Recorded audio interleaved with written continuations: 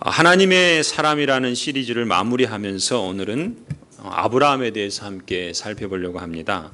이 아브라함의 이야기는 하나님의 부르심으로부터 시작이 되죠. 오늘 1절을 함께 보실까요? 12장 1절을 보시면 여호와께서 아브라함에게 말씀하십니다.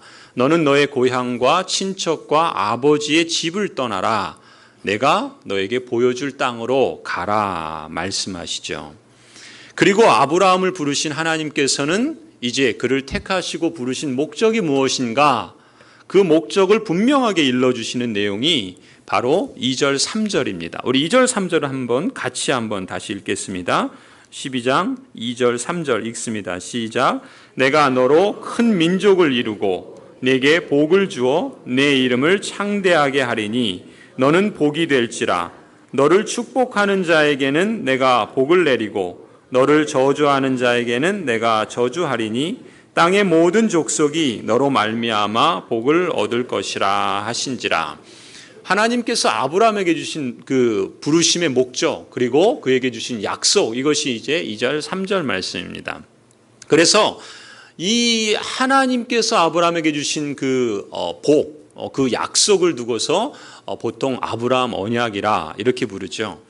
이 아브라함의 생애를 통해서 이루시려고 하시는 하나님의 뜻이라고 말할 수 있고, 곧 아브라함의 언약은 하나님께서 이 아브라함 한 사람에게 두신 그의 인생의 큰 마스터 플랜이라고 말할 수 있습니다. 하나님께서 이렇게 이 아브라함의 인생 설계도를 이 12장 초두에 말씀하시고 그것을 복의 말씀으로 약속하고 있는 것입니다. 그리고 이어지는 그 창세기 12장 이후의 성경의 기록들은 하나님께서 약속하신 이 복을, 이 약속을 하나님께서 어떻게 이루시는가라는 것을 증명해 주는 내용들로 이어집니다. 하나님의 사람으로 우리 그리스도인들이 부름을 받았습니다. 아브라함처럼.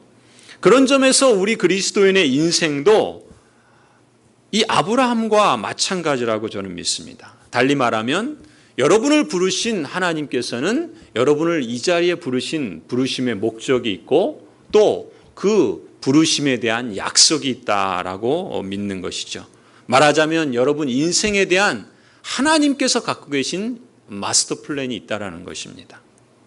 그래서 우리가 살아가는 신자의 하루하루는 그 약속, 하나님께서 주신 그 약속을 성취해 나가는 과정이다라고 말해도 틀리지 않습니다. 하나님은 우리의 삶을 그 약속을 성취하시는 과정으로 의도하셨다는 것이죠. 성경을 통해서, 그리고 우리 믿음의 선배들 또 신앙의 거장들을 통해서 우리가 배울 수 있는 내용, 곧 신앙생활을 그렇다면 어떻게 잘할 수 있는가? 그 비결 중에 하나가 저는 이것이라 봅니다.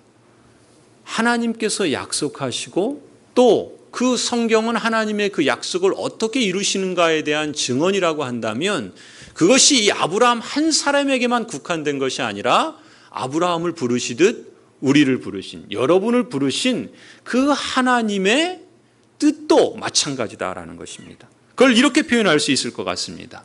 약속과 성취. 성경은 우리에게 끊임없이 하나님의 사람을 부르시고 그 부르신 하나님의 사람에게 하나님이 약속하시고 그리고 그 약속을 어떻게 이루시는가에 대한 증언을 우리에게 들려주고 있습니다. 마찬가지죠. 우리도 하나님의 부르심을 받았다고 한다면, 그렇다면 하나님께서는 우리 인생에 대한 목적과 계획이 있죠. 그것을 약속으로 주십니다. 그리고 우리 인생의 하루하루는 하나님이 주신 그 약속을 어떻게 하나님께서 성취해 나가시는가라는 것을 우리가 실감하도록 주신 기회다라고 믿습니다. 그런 점에서 약속과 성취라는 맥락에서 나의 삶을 보는 것은 참으로 중요합니다. 하나님께서 주신 약속, 그리고 그 약속을 하나님이 어떻게 성취해 나가시는가, 이런 맥락에서 내 인생의 여정을 볼 수 있는 것, 이것이 우리 그리스도인에게서 신앙생활을 잘하는 비결이라 저는 그렇게 믿습니다. 그런 점에서 보면은요, 우리가 하나님의 부르심을 받아서 인생의 그 여정 속에 크고 작은 일들, 또 이런저런 사건들, 그것을 믿음의 눈으로 볼 수 있습니다. 믿음의 눈으로 본다는 것은 달리 표현하면 지금 말씀드린 것처럼 약속과 성취의 시각으로 보겠다는 것입니다. 내게 일어나는 일들, 내 삶의 어떤 사건들, 내가 만나는 일들과 경험하는 그 모든 경우들을 하나님께서 주신 약속과 그 약속을 하나님이 어떻게 성취해 나가시는가라는 그런 안목으로 보겠다는 것입니다. 교회 생활도 마찬가지예요. 하나님께서 저나 여러분을 고향지일 교회로 부르셨을 때 여러분에게 주신 직분이 있고 여러분에게 주신 그 역할이 있죠. 저에게도 마찬가지입니다. 그렇다고 한다면 하나님께서 내게 주신 직분, 내게 주신 그 역할, 내게 주신 그 사역 속에서 하나님은 분명 어떤 뜻과 목적과 계획이 있다는 것이죠. 그것은 달리 표현하면 하나님의 약속이 있다는 것입니다. 하나님은 약속을 두고 우리를 부르시고 그리고 그 약속을 이루어 가신다는 것이죠. 그런 점에서 이렇게 물어야 되겠죠. 하나님이 내게 주신 약속은 무엇인가? 그리고 하나님은 그 약속을 어떻게 성취해 가시는가? 약속과 성취라는, 제가 안경을 쓰고 있는 것처럼 저는 안경을 쓰면 여러분을 알아보질 못합니다. 안경을 써야지 제대로 볼 수 있어요. 그런 것처럼 우리 인생이라고 하는 그리스도인의 그 인생 여정을 안경이 없으면 제대로 볼 수 없는데 그 인생 여정을 제대로 볼 수 있게 하는 안경이 있는데 그것이 무엇인가? 약속과 성취라는 안경입니다. 하나님이 내게 어떤 약속을 주셨는가? 그리고 그 약속을 어떻게 하나님이 성취해 나가시는가? 그런 안경을 보고, 안경을 갖고 내 삶을 보고 해석해 나가는 것입니다. 교회 생활도 마찬가지예요. 우리 교회가 이 땅에 있으므로 하나님께서 우리에게 주신 목적과 계획이 있는데 그렇다면 그것을 이루시기 위해서 하나님이 우리에게 주신 약속은 무엇인가? 그리고 그 약속을 하나님은 어떻게 이루어 가시는가? 그 안경을 가지고 우리 교회 생활을 볼 필요가 있다는 것이죠. 이 안목을 갖는 것이 중요합니다. 그러면은요, 여러분 개인의 삶도 그렇고 교회 생활도 그렇고 긴장이 있습니다. 우리가 이 땅을 살아가 보면 긴장이 없을 수가 없죠. 내가 그리스도인으로 살고자 하면 무릇 시험과 고난과 역경이 있기 때문에 긴장이 있을 수밖에 없습니다. 그런데 그 긴장이 있는 반면에 묘미도 있어요. 어떤 묘미입니까? 하나님이 주신 약속이 있고 그 약속을 하나님께서 성취해 가신다면 그것을 맛보고 확인하는 묘미가 있다는 것입니다. 그리스도인의 인생이 그렇다라는 것이죠. 저를 한번 따라해 주시겠습니까? 하나님의 사람으로서 내 삶은 하나님의 약속과 성취로 이루어진다. 예, 여러분의 그 삶, 하나님의 사람으로서의 내 삶은 무엇으로 이루어진다고요? 하나님의 약속과 성취로 이루어진다는 것입니다. 그 안경을 보고서 우리의 삶을, 우리에게 일어나는 일들을, 우리가 맞닥뜨리는 현실들을 바라보자는 거예요. 그것이 믿음으로 보는 것입니다. 그래서 내게 일어나는 어떤 일들도 하나님의 그 섭리 아래 약속하신 바가 있고 그것을 이루시고자 하시는 하나님의 역사가 있다라는 것이죠. 오늘 이 자리에서 여러분 이 사실을 여러분 마음속에 새기시기 바랍니다. 하나님께서 나를 이 자리로 부르셨는데, 하나님께서 아브라함처럼 나를 부르셨는데, 그렇다면 하나님은 내 삶 속에 약속과 그 약속을 성취하시는 방식으로 일하시는 하나님이시다. 그것을 여러분 마음속에 새겨두시길 바랍니다. 자, 그렇다면요, 자연스럽게 이런 질문이 생기지 않습니까? 내게 주신 하나님의 약속이 무엇이냐라는 것이겠죠. 우리 교회에게 주신 하나님의 약속이 무엇이냐라는 것 아니겠습니까? 이와 관련해서 우리가 이 아브라함에게 주신 하나님의 약속에 주목할 필요가 있어요. 이 아브라함에게 주신 약속을 보면서 우리는 두 가지 주목할 내용이 있는데, 첫 번째는 아브라함에게 주신 약속의 내용에 주목할 필요가 있습니다. 한번 다시 보시겠습니까? 창세기 12장 1절부터 3절을 보시면요, 아브라함에게 주신 약속은 크게 세 가지라고 볼 수 있어요. 어떤 내용인가 보시면요, 너는 너의 고향 친척과 아비 집을 떠나 내가 내게 보여줄 땅으로 가라. 내가 너로 큰 민족을 이루겠다. 하나님께서 큰 민족을 이루겠다. 약속의 땅을 주시며 큰 민족을 이루겠다 하시는 복을 주세요. 첫 번째. 두 번째, 내가 너로 큰 민족을 이루고 내게 복을 주어 내 이름을 창대하게 하겠다. 아브라함의 이름을 창대하게 하시겠다라고 하는 그 복을 주십니다. 세 번째, 너는 복이 될지라 너를 축복하는 자에게는 내가 복을 내리고 너를 저주하는 자에게는 내가 저주하리니 땅의 모든 족속이 너로 말미암아 복을 얻을 것이라. 아브라함을 통해서 하나님께서 큰 민족을 이루고 그리고 그 아브라함을 통해서 땅의 많은 사람들이 복을 얻게 하시겠다라고 말씀하시는 겁니다. 정리하면 세 가지 복은 이런 거예요. 약속의 땅을 주시는 복, 이름을 창대케 하시는 복, 그리고 그 아브라함을 통해서 큰 민족을 이루고 많은 사람들에게 복의 근원을 이루게 하는 복. 이 세 가지 복을 아브라함에게 하나님께서 약속하십니다. 그것이 아브라함 언약의 내용이에요. 자, 그렇다면 이 언약은, 이 하나님의 약속은 비단 아브라함 한 사람에게 주시는 약속이요 언약이라는 것인가? 그렇지 않습니다. 아브라함을 보통 뭐라고 부르죠? 믿음의 조상이라 그러죠. 믿음의 조상이라 그럽니다. 그것은 뭐예요? 우리 믿음의 조상이라는 것입니다. 그렇다면 믿음의 조상 아브라함에게 주신 약속은 곧 그 믿음의 후손들에게 주시는 약속과 동일하다라고 말할 수 있지 않겠습니까? 믿음의 조상 아브라함에게 주시는 이 세 가지 복은 곧 그 후손, 그 믿음의 후손들에게도 그대로 적용된다라고 믿습니다. 그런 맥락에서 보면은요, 저는 하나님께서 하나님의 사람으로 부르신 모든 여러분 개인 신자들, 그리고 신자들이 모인 이 교회 공동체에게도 이 복은, 이 복의 내용은 그대로 적용된다라고 믿습니다. 가령 이렇게 말해 볼까요? 여러분, 우리 교회에게도 하나님께서 이 비전과 이 약속을 주셨다고 저는 믿습니다. 우리 교회의 비전이 무엇이죠? 우리는 그것을 비전 선언문이라는 것으로 적어보았죠. 여러분, 우리는 언약으로 맺어진 하나님 나라의 시민 공동체로서 성경과 성령을 의존하여 전인적인 삶을 회복하고 사람다운 사람을 키우고 사랑의 이중계명을 실천하여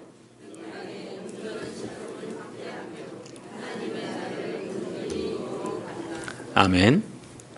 여러분, 이 비전 선언문을 통해서 우리 교회가 구체적으로 사역하고자 하는 실천 방향을 우리는 세 가지로 삼았죠. 삶을 회복하는 것, 또 사람을 키우는 것, 그리고 사랑을 실천하는 것이라, 이렇게 그 표현 문구 가운데 세 가지로 두었습니다. 자, 이 세 가지를요, 아브라함에게 주신 이 창세기 12장의 말씀과 연결시켜 보십시다. 첫 번째, 아브라함에게 첫 번째 주신 복은 뭡니까? 이 땅을 얻는 복이었어요. 큰 민족을 이루는 이 땅을 얻는 복. 이 땅을 얻는 복은요, 그것은 바로 무엇인가? 이 땅에 사는 우리 자신과 그리고 우리의 다음 세대들과 그리고 우리의 사랑하는 가족들과 더 나아가서는 우리가 함께 이 땅을 발붙여 살아가고 있는 이웃들, 그 사람들의 삶을 회복하는 것이라 저는 믿습니다.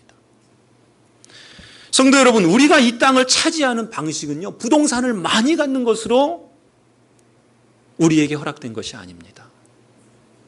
하나님께서 아브라함에게 이 땅을 주겠다라고, 큰 민족을 이루겠다라고 하신 것은 너가 큰 부동산을 갖게 될 것이다라고 말씀하시는 것이 아니지 않겠습니까? 그렇다면 이 땅을 아브라함에게 주시겠다고 하시는 것은 무엇이겠습니까? 그 땅에 살아가는 사람들의 삶이 구원받는 것이죠. 예수 그리스도를 통해서 하나님을 만나는 것입니다. 죄인에서 의인으로 새롭게 되어지는 것입니다. 예수 그리스도를 만남으로 그 삶의 회복들과 치유를 경험하는 것입니다. 이 땅의 삶을 회복하는 것을 통해서 하나님께서는 우리가 이 땅을 차지하는 복을 주신다 저는 믿습니다. 여러분, 사랑하는 가족들을 위해서 기도하시지 않습니까? 저 역시도 기도합니다. 사랑하는 가족 중에 한 사람이, 부모나 자녀나 남편이나 아내가 예수 그리스도를 믿음으로 구원에 이르게 되는 것, 그것만큼 복된 것이 어디 있습니까? 그것이 땅을 차지하는 것입니다. 수술과 병을 위해서 기도할 때 그 병으로 인해서 치유받는 모습을 볼 때 얼마나 기쁘고 감사합니까? 그것이 땅을 차지하는 방식입니다. 실버대학에서 함께 기뻐하고 함께 찬성하고 함께 하트를 그리며 함께 즐거워하는 모습을 볼 때 그 삶에 회복되어지는 그 함께 웃는 모습을 볼 때 그것이 바로 땅을 차지하는 모습입니다. 서로 용서하고 용납해서 깨어진 관계들이 다시금 끊어졌던 관계들이 회복되고 온전해지는 것들, 시련 중에 있지만 그러나 그 시련을 통해서 하나님을 더 깊이 만나는 것들, 이런 것들이 땅을 차지하는 것이라 저는 믿습니다. 여러분, 그 땅을 차지하는 그 삶이 회복되는 모습을 볼 때 그 당사자도 기쁘지만요, 그것을 옆에서 함께 지켜보는 사람도 기쁘지 않습니까? 그것을 위해서 기도한 사람은 얼마나 더 기쁩니까? 그것을 위해서 땀 흘려 수고한 사람은 얼마나 더 감사합니까? 그것이 땅을 차지하는 방식이라는 것입니다. 부동산을 얻는 것보다 삶을 회복하고 생명을 살리는 기쁨이 더욱더 큰 복인 줄 믿습니다. 하나님께서 아브라함에게 주신 복, 이 땅을 얻는 복, 그것은 곧 이 땅의 삶의 회복을 통해서 일하시는 방식이다라는 것이죠. 두 번째 복이 뭡니까? 우리 이름이 창대하게 되는 복입니다. 이름이 창대하게 되는 복을 우리 두 번째 사역에 연결시킬 수 있지 않을까?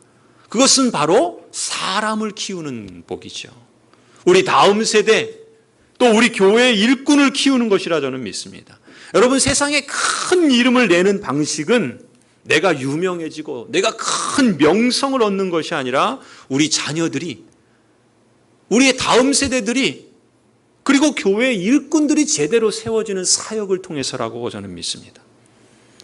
저도 유명한 목사님들을 보면요, 어쩌다가 그런 생각을 가질 때가 있습니다. 야, 나도 능력 있는 목사가 되고 싶다. 나도 큰 교회를 이루고 싶다. 적어도 고양동에서 제일 큰 교회를 한번 일구어 가고 싶다. 그런 야망이 아주 조금 저한테서 꿈틀댈 때가 있습니다. 많이 돼야 됩니까? 네. 많다라고 하면 거짓말이고요. 정말 조금 저한테 그런 야망이 있습니다.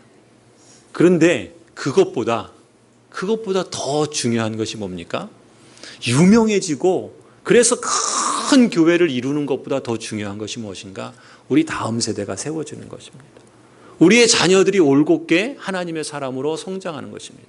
교회 일꾼들이 세워져서 하나님의 나라를 증거하는 것입니다. 그것이 하나님께서 지금 아브라함에게 주신 것처럼 우리 이름이 창대해지는 것이라 저는 믿습니다. 세 번째, 큰 민족을 이루고 복의 근원이 되는 복. 여러분, 그것은 무엇입니까? 그것은 우리 사역의 세 번째, 예수 그리스도의 십자가와 부활, 그 부활을 통해서 우리에게 주신 그 무한한 그 생명, 그 무한하신 사랑, 그 무한하신 그 은혜. 우리 금요일 날 그런 말씀 드렸죠. 하나님께서 신명기 말씀대로 하자면 우리는 다 어떤 사람입니까? 아브라함에게 15장에서 볼 수 있지만 아브라함에게 말씀하신 것처럼 짐승의 그 바늘 쪽에서 그 하나님의 언약을 깨트리는 자는 그 짐승의 사이로 쪼개지는, 불이 지나가서 다 타버리는 그런 일을 당할 것이다. 언약적 저주와 언약적 축복을 말씀하시는데, 하나님께서 만약 우리가 우리의 힘대로 살아간다면, 우리의 능력대로 살아간다면 우리는 이 언약에 대해서 저주를 받아야 될 사람들입니다. 왜요? 하나님의 말씀을 다 지키지 못하고 하나님의 뜻을 다 이루지 못하기 때문에. 그런데 하나님께서 어떻게 하셨습니까? 예수 그리스도께서 그 언약적 저주를 다 받으심으로 우리가 받아야 될 그 저주를 받지 않아도 되도록 하셨죠. 예수 그리스도께서 그 생명의 말씀을 다 지키심으로 그 의를 우리의 의로 여겨주셔서 우리가 예수 그리스도처럼 의로운 자라 그렇게 인정해 주시지 않습니까? 하나님이 이 무한한 사랑으로 이 한없는 그 용서로 우리를 받아주셨는데, 우리가 그 사랑을 힘입었기 때문에, 그 용서를 받았기 때문에 이제 그 사랑을 우리가 우리만이 아니라 다른 사람들에게 땅끝을 향해서 선교로, 구제로 사랑을 실천하는 것으로 표현하고 나타내는 것, 이것이야말로 큰 민족을 이루고 그리고 복의 근원이 되는 것이 아니고 무엇이겠습니까?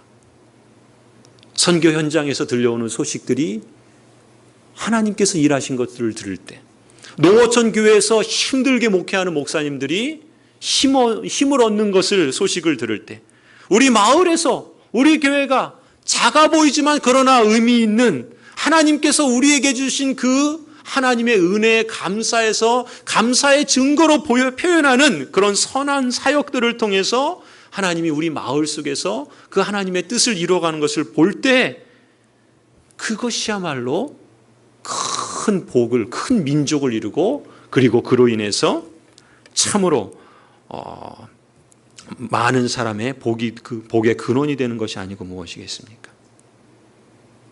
하나님의 아름다운 덕, 그것을 증거하는 보람, 그것을 나타내는 기쁨, 하나님께서 아브라함에게 주신 그 복을 우리를 통해서도 주신다, 저는 믿습니다.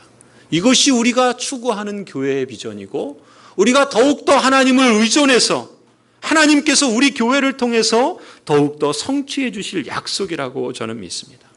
아까 뭐라 그랬죠? 하나님의 사람으로서 내 삶은 하나님의 약속과 성취로 이루어진다라고 말씀드렸죠. 교회도 마찬가지입니다. 하나님의 약속과 성취로 이루어지는 것이 바로 교회인 줄로 믿습니다.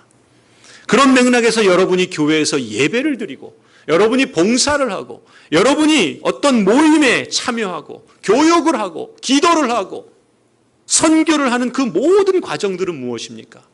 우리 개인의 인생에서 벌어지는 하나하나가 하나님의 약속과 그 성취를 경험해 나가는 과정이라고 한다면, 우리 교회가 하는 그 모든 과정들 속에서 하나님께서 어떻게 그 약속들을 이루어 가시는가라는 것을 여러분이 참여하는 현장이라고 말할 수 있다는 것입니다. 여러분이 참여하는 그 하나하나가 바로 그 약속을 성취해가는 과정입니다.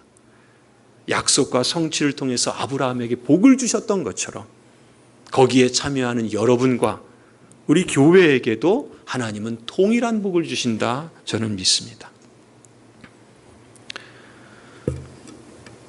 이 아브라함에게 주신 약속과 관련해서 두 번째 주목할 점이 있어요. 그것은요, 창세기 11장을 우리가 좀 비교해 볼 필요가 있습니다. 창세기 11장에는 바벨 공동체의 이야기가 소개됩니다. 이 바벨 공동체는 어떤 사람들입니까?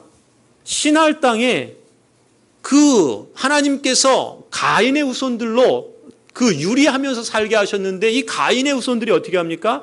땅의 흩어짐을 면하고 자신들의 이름을 내고, 그래서 크게 되고자 탑을 쌓죠. 바벨 탑을 쌓고 성을 쌓습니다. 여러분, 창세기 11장 3절 4절을 한번 보실까요? 창세기 11장 3절 4절 우리 같이 한번 읽겠습니다. 시작. 서로 말하되 자 벽돌을 만들어 견고히 굽자 하고, 이에 벽돌로 돌을 대신하며 역청으로 진흙을 대신하고, 또 말하되 자 성읍과 탑을 건설하여 그 탑 꼭대기를 하늘에 닿게 하여 우리 이름을 내고 온 지면에 흩어짐을 면하자 하였더라. 이 바벨탑을 쌓은 사람들의 그 마음의 생각과 그 실천하는 목적이 소개되고 있는 구절입니다. 세 가지예요. 이 사람들이 갖고 있는 계획과 그들의 그 마음속에 무엇을 품고 있는가, 세 가지. 첫 번째는 뭡니까? 시날 평지를 택해서 그 땅, 살기 좋은 땅에 정착해서 살아가기를 원했습니다. 두 번째, 자신들의 이름을 온 천하에 알리고자 했습니다. 세 번째, 땅에 흩어지지 않고 큰 민족이 되기를 원했습니다. 여러분 가만히 보십시오. 좋은 땅을 차지하기를 원하죠. 그들의 이름을 내기를 원하죠. 그리고 뭡니까? 큰 민족이 되기를 원합니다. 이 세 가지, 그들이 계획하고 그들이 서로 말했던 이 세 가지 내용이 뭐예요? 창세기 12장에 아브라함에게 하나님이 약속하신 내용과 똑같은 것을 지금 말하고 있습니다.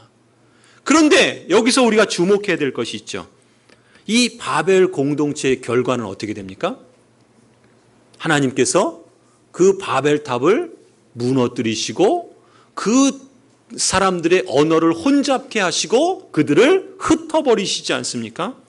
그들을 혼잡케 하고 망하게 합니다. 자, 그럼 보세요. 아브라함에게 주신 축복의 내용과 이 바벨 공동체가 얻고자 하는 그 목적이 같아요. 내용이 똑같습니다. 그런데 뭐가 다릅니까? 다른 점이 뭐예요? 다른 점은 하나는 망했고 하나는 흥했다는 것이죠. 하나님께서 아브라함에게는 그 약속을 이루어 주셨고 이 바벨 공동체는 망하고 흩어지게 하셨습니다. 그럼 무엇 때문에 그럴까요? 무슨 차이겠습니까? 바로 11장 3절 4절을 한번 보세요. 거기 뭐라고 시작하죠? 서로 말하되. 4절도 뭐라 그래요? 서로 말하되. 무슨 얘기입니까? 지금 이 바벨 공동체의 사람들은 자기 스스로 계획을 세우는 거예요. 자기 힘과 경험으로 자기가 원하는 것들을 얻고자 하는 겁니다. 반면에 우리가 읽었던 12장 1절을 한번 보세요. 아브라함에게 약속한 복을 주면서 뭐라고 말씀하세요? 12장 1절 여호와께서 아브라함에게 이르시되. 아브라함이 자기가 계획했습니까?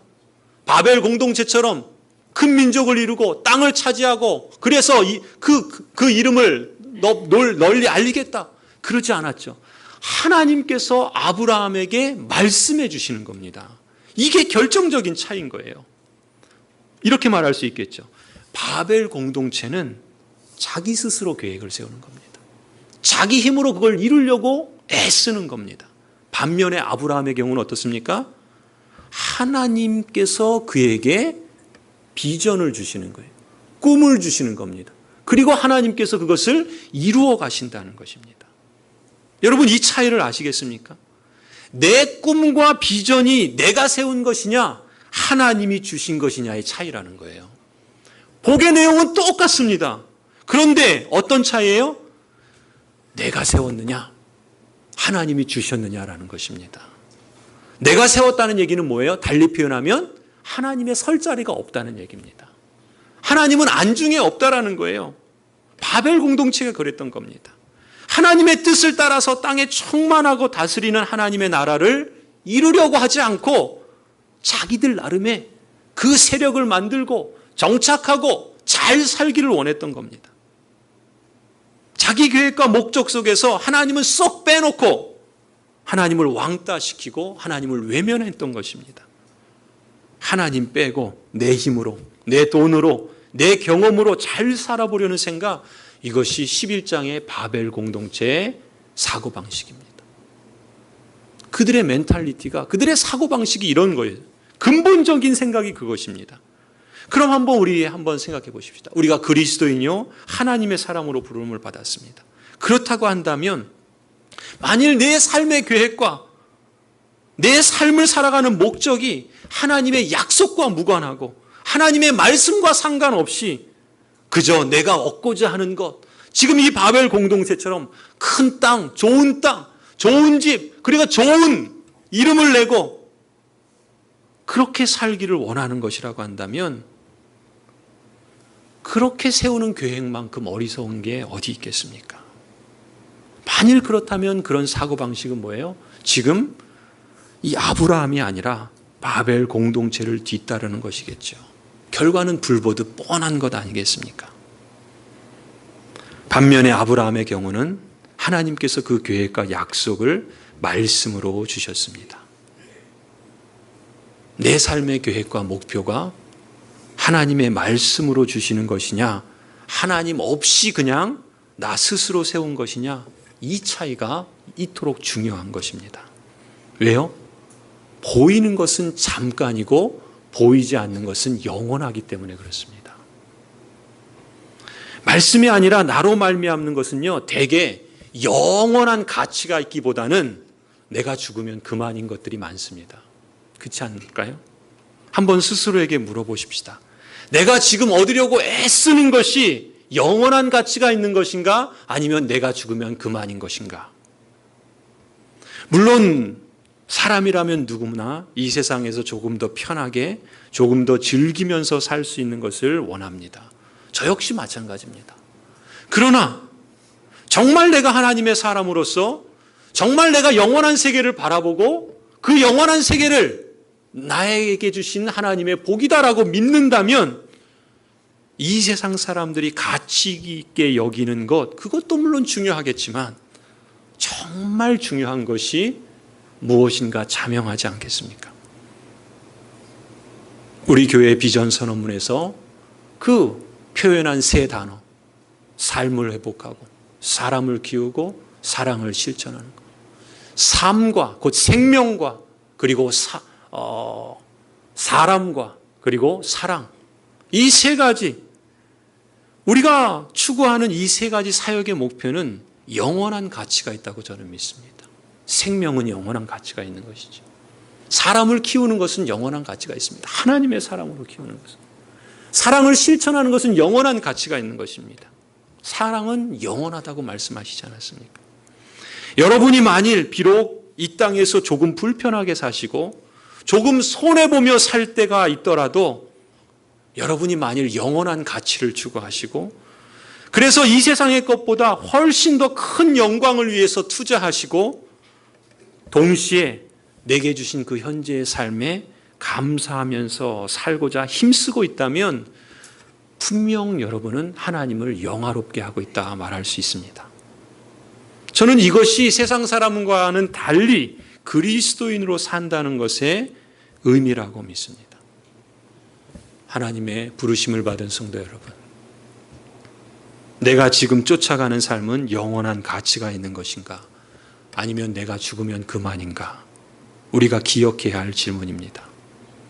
내 꿈과 우리 교회의 비전이 하나님이 주신 것이냐 아니냐의 차이가 중요한 이유는요, 그것을 이루는 과정에서도 차이를 낳기 마련입니다. 하나님은 약속을 주시기만 하시는가? 그렇지 않죠. 그 아들의 생명을 아끼지 않고 우리 모든 사람을 위하여 내어주신 분이 하나님이신데 그 하나님이 어찌 그 아들과 함께 모든 것을 우리에게 은사로 주시지 않겠습니까? 하나님은 말씀을 통해서 우리에게 가치 있는 삶이 무엇인가를 약속해 주실 뿐만 아니라 성령 하나님께서 우리 안에서 일하시고 역사하신다는 것입니다. 때로는 우리 앞에서 인도해 주시고 때로는 우리 등 뒤에서 우리를 밀어주십니다. 이것이 약속과 성취라고 하는 안경을 통해서 우리 인생을 볼 때 우리에게 주시는 놀라운 능력이죠. 여러분, 그리스도인이 그리스도인답게 신앙생활을 잘하는 비결이 무엇입니까?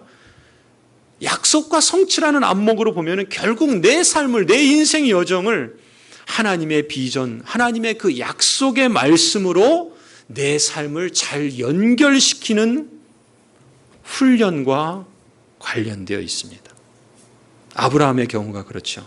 아브라함의 별명이 믿음의 조상이라 그러지 않았습니까? 믿음하면 대표적인 사람이 아브라함이라는 얘기죠. 그렇다면 아브라함이 이런 영광스러운 별명을 얻게 된 비결이 무엇이겠습니까? 오늘 우리가 읽은 창세기 12장 4절을 보시면요, 이렇게 말하죠. 이에 아브라함이 여호와의 말씀을 따라갔고, 1절에 하나님이 어떻게 말씀하십니까? 여호와께서 아브라함에게 말씀하셨다. 그리고 약속하셨습니다. 그 약속을 받은 아브라함이 어떻게 합니까? 4절에 이해라는 뭐예요? 그러므로 그것을 따라서, 즉 1절부터 3절에서 말씀하신 하나님의 약속의 말씀을 듣고 그래서 아브라함은 그 약속의 말씀을 따라서 갔다. 이게 아브라함의 그 믿음의 요체인 것입니다. 먼저 하나님의 약속이 나오고 그에 대한 믿음의 응답이 있었던 것이죠. 이게 비결이에요. 다른 것은 없습니다. 내 삶을 하나님의 약속의 말씀에 얼마만큼 잘 연결시켜 반응하는가, 그것에 달려있다는 것입니다. 여러분, 히브리서 11장 8절을 한번 찾아보시겠습니다. 믿음으로 아브라함은 부르심을 받았을 때 순종하여 장래의 유업으로 받을 땅에 나아갈새 갈 바를 알지 못하고 나아갔으며. 아멘. 여러분, 아브라함이 부르심을 받았을 때 믿음으로 순종해서 장래의 유업으로 받을 땅으로 나아갔습니다. 그런데 어떻게 나아갔다고요? 정작 아브라함은 그가 어디로 가야 될지 몰랐어요. 어디로 가야 될지 몰랐습니다. 하나님께서 그것을 세세하게 알려주시지 않았어요. 그래서 뭐라 그럽니까? 어디로 가는지 다 알지 못했지만 뭐라고요? 8절에 뭐라 그럽니까? 갈 바를 알지 못하고 나아갔다. 그러죠. 갈 바를 알지 못하고 나아갔다. 그건 무슨 말이겠습니까? 아브라함조차도 믿음의 조상이라고는 하지만 그가 어디로 가는지 하나님의 약속은 주셨는데 그 약속은 너무나도 선명한데 정작 그 약속을 이루기 위해서 어디로 가야 될지를 몰랐던 겁니다. 그런데 어떻게 했어요? 믿음으로 순종하여 한 걸음 한 걸음 나아갔던 겁니다. 하나님의 말씀을 쫓아서 한 걸음 한 걸음 나아간 것입니다. 이것이 아브라함이 가진 믿음의 정체, 요체입니다. 그리스도인에게 이 약속과 성취가 신앙생활의 처음과 나중이라고 한다면요, 그 사이에는 늘 과정이 있기 마련이죠. 이것이 우리의 신앙생활이고 우리의 인생 여정 하루하루에 사는 날들입니다. 하나님께서는 우리에게 약속을 주십니다. 우리 교회에게도 약속을 주세요. 그런데 그 약속을 이루어가는 그 여정들은 끝에 보면 하나님께서 도달하게 하신 것이 분명한데, 그러나 그 하루하루는 우리가 어디로 가야 될지 분명하게 알지 못하고 나아가는 길이라는 것입니다. 그런데 하나님께서 시작하셨기 때문에 하나님께서 이루실 것이다. 그 하나님께서 이루실 것을 신뢰하면서 나아갔다는 것이죠. 그게 아브라함이 여호와의 말씀을 따라갔다라고 하는 이 창세기 12장 4절의 표현입니다. 이 말은요, 약속의 말씀을 듣고 어느 한순간 말씀대로 순종했더니 다 얻었더라, 이 얘기가 아닙니다. 믿음은 한순간 잘했다고 다 완성되는 것이 아니지 않습니까? 자녀가 태어나서 자라는 것과 똑같은 것 같아요. 어제 자란 아이가 오늘 실수할 수가 있죠. 오늘 잘못했어도 이 아이가 또 내일은 잘할 수 있는 것이 인생 여정 아니겠습니까? 중요한 것은 무엇입니까? 하나님의 말씀을 쫓아 살아간다는 일관된 삶의 자세가 있는 것이죠. 그 하나님께서 내게 주신 그 약속을 하나님께서 이루실 것이다라는 그 하나님을 신뢰하면서 매일매일 믿음으로 응답해 반복하면서 살아가는 것입니다. 우리 인생을 오래 사신 우리 시니어 성도들에게 여쭙고 싶습니다. 여러분께서 오래 사셨기 때문에 내일 무슨 일이 일어날지 다 아시나요? 그렇지 않으시죠? 그렇지 않습니까? 어쩌면 누구에게나 인생은 가보지 않은 길을 날마다 새롭게 내딛고 살아가는 것이 아닐까 싶습니다. 제 경우도 이제 50이 됐습니다. 반백년 이렇게 말하면 되게 긴 것 같아요. 그렇죠? 우리 여러 어르신들에 비하면 세 발의 피입니다. 그런데 이 50을 뭐라 그러죠? 지천명이라 그러죠. 지천명. 지천명은 뭡니까? 하늘의 뜻을 안다라는 것 아니겠습니까? 하늘의 뜻을 안다는 지천명의 나이라고 하지만 여전히 저는 제 인생은 아직도 가보지 않은 길을 날마다 새롭게 항해하는 모험과 같습니다. 날마다 새로운 모험을 하는 것 같아요. 그렇다면 우리가 아직 가보지 않은 그 길을 갈 때 가장 중요한 준비가 무엇이겠습니까? 성경은 오늘 아브라함을 통해서 우리에게 강조하는 것입니다. 중요한 것은 무엇인가? 약속을 주시고 그 약속을 성취해 가시는 그 하나님에 대한 신뢰라는 것이죠.